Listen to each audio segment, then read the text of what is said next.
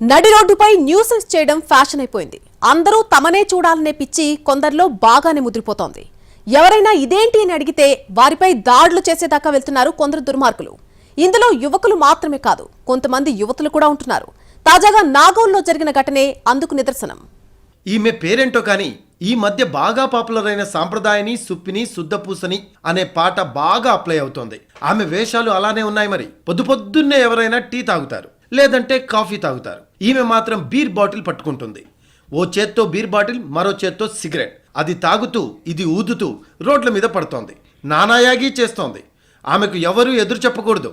అలా చెబితే ఆమెకు కోపం వస్తోంది. ఆ సమయంలో ఆమె నోటికి హద్దు పద్దు ఉండదు. ఏది వస్తే అది వాగడమే.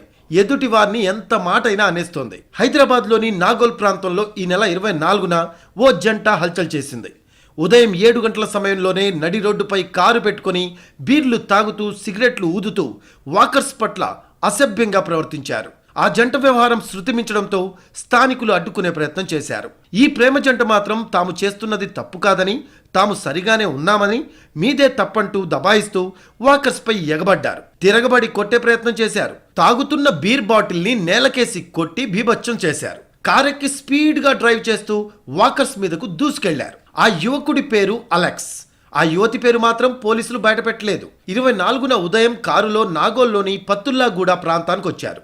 మార్నింగ్ వాకర్స్ తమ పనుల్లో ఉన్నారు. ఆ టైంలోనే యువతీ యువకులు ఇద్దరు బీరు సీసాలు చేతిలో పట్టుకొని కారులో మ్యూజిక్ సిస్టమ్ ఆన్ చేసి రోడ్డుపై న్యూసెన్స్ చేశారు. ఈ జంట చేష్టలను కొద్దిసేపు చూసి చూడనట్టున్నారు వాకర్స్.